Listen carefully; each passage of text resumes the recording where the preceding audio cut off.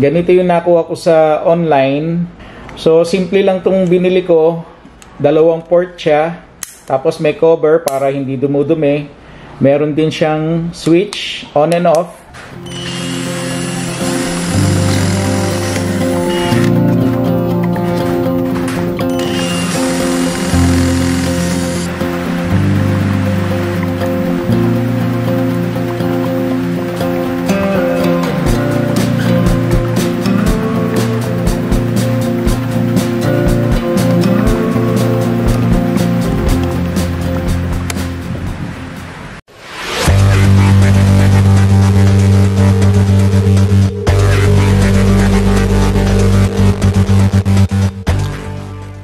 Magandang araw mga kaibigan!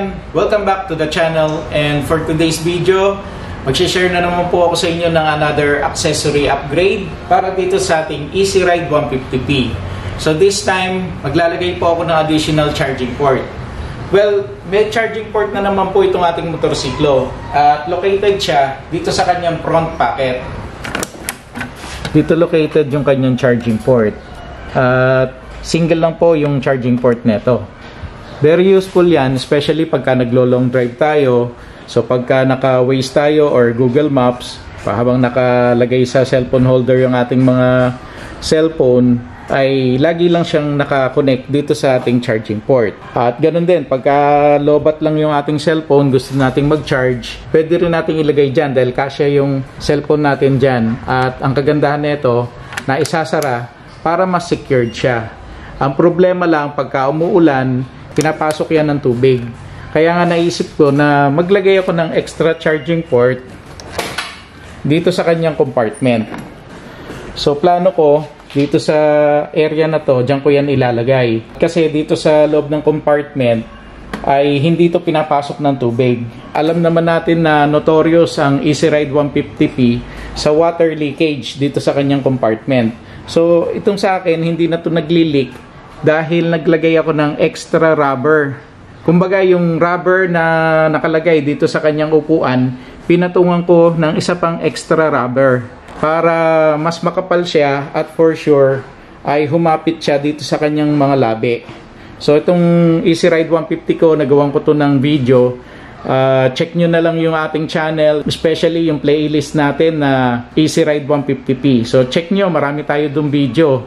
Kung sakaling naghahanap kayo ng idea kung anong magandang accessories or setup sa motor nyo, try nyo lang panoorin yung mga video natin doon. For sure, meron kayong makukuha dong idea. Balik tayo doon sa ikakabit ko na extra charging port.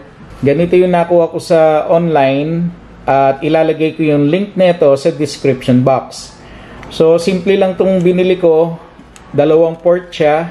Tapos may cover para hindi dumudumi. Meron din siyang switch on and off. Tapos yung wire niya, dalawa lang. So meron siyang black and red. Definitely yung black para sa negative. So pwedeng ikabit to sa mga body ground, sa mga tornilyo na nakakabit sa chassis. At ito namang red wire ay kinakabit sa accessory wire. Pero alam niyo naman na dito sa aking Easy Ride 150P, naglagay ako rito ng power distribution panel board para lahat ng accessories na nilalagay ko ay doon kumukuha ng power. So ito, ganun din ang gagawin ko ron. Maglalagay lang ako dito ng relay para yung power neto ay kukuhanin ko pa rin doon sa kanyang power distribution panel board. So, tanggalin ko na muna yung harapan na yan and then pakita ko sa inyo kung paano ko ito i-wiring. Nabaklas ko na yung harap niya. Ganun din yung dito sa likod. Natanggal ko na itong compartment. Kaya ngayon, itong charging port natin, pwede ko nang butasan. Kasi nilalagyan lang yan ng tornilyo dito eh. So mamaya, poporma ko yan pa ganyan. Tapos, bubutasan ko na rin at saka ito tornilyo ko.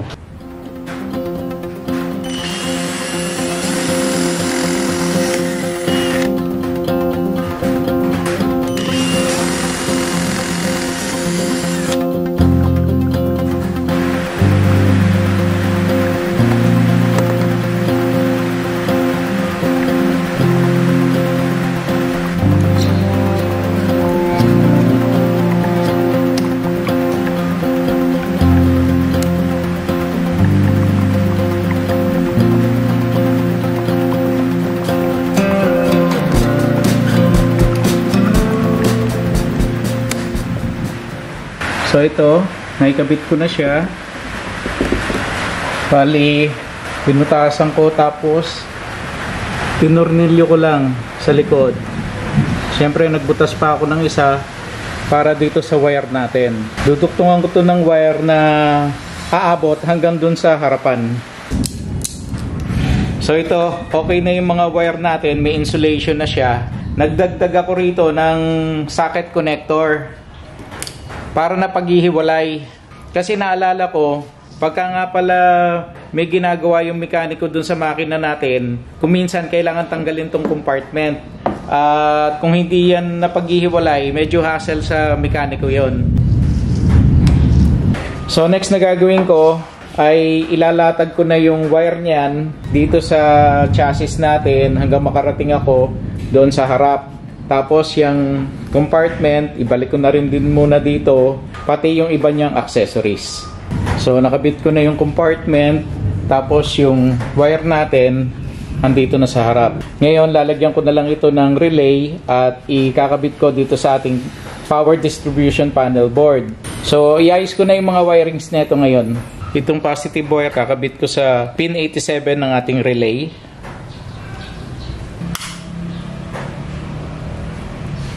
Ito namang pin 30 ng aking relay, duduktungan ko to ng wire hanggang makarating ako doon sa positive ng aking power distribution panel board.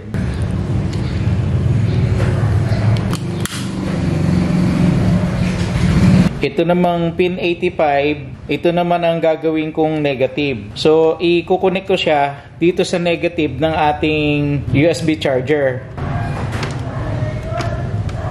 Tapos duduktungan ko rin to ng wire hanggang makaabot ako dun sa negative ng aking power distribution panel board.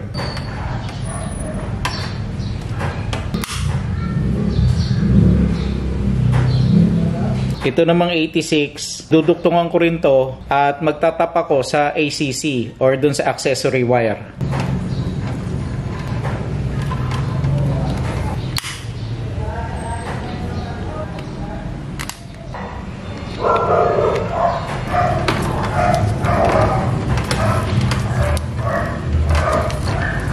Ilagyan ko rin ng electrical tape yung wire niya para hindi naman siya hiwa-hiwalay. I-forma ko na siya dito.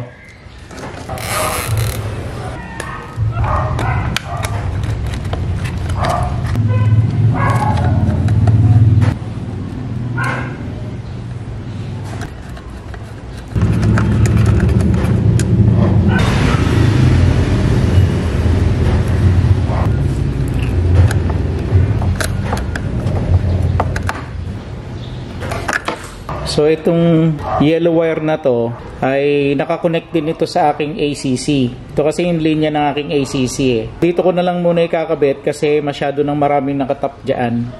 Dito ko na lang itatap ngayon to.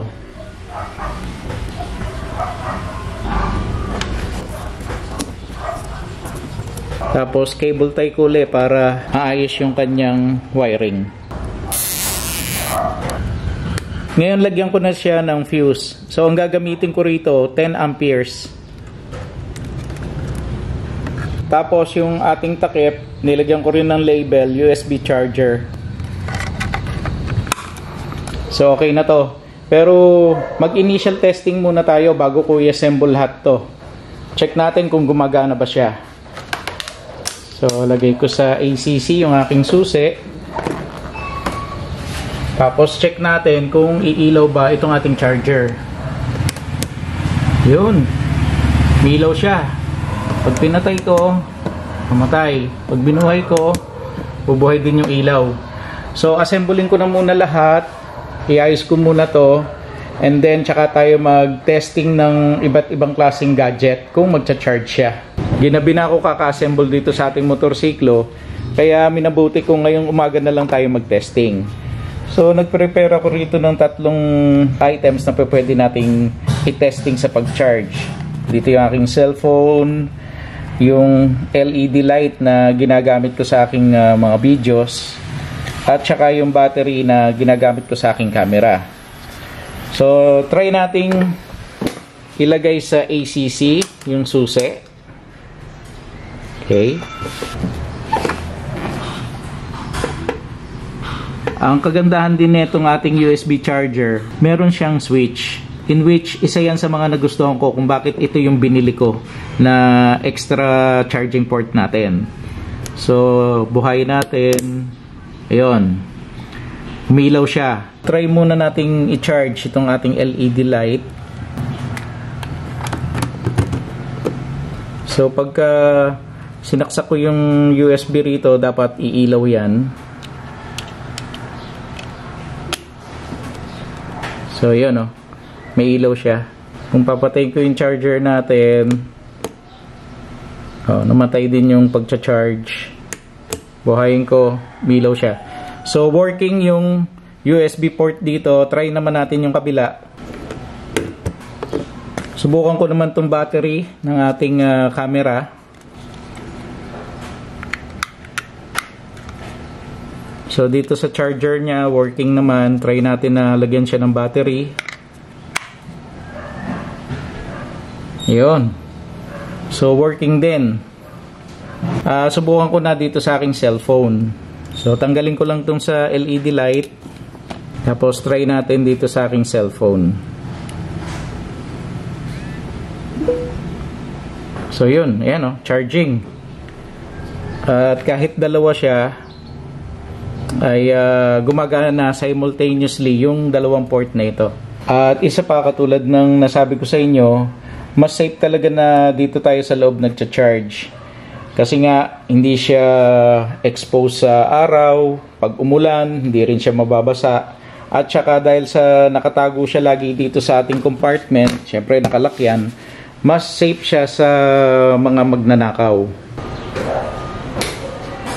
So kung nagpaplano rin po kayo na maglagay ng mga extra charging port sa inyong mga motorsiklo, sana nakatulong yung video natin ngayon sa inyo. At sana rin nakakuha po kayo ng idea kung paano yan ini-install sa ating mga motorsiklo.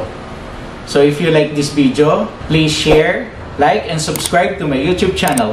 And don't forget to click the notification bell para lagi po kayong updated every time na mag-upload ako ng bagong video. So mga kaibigan, marami pong salamat and I hope to see you again on my next video.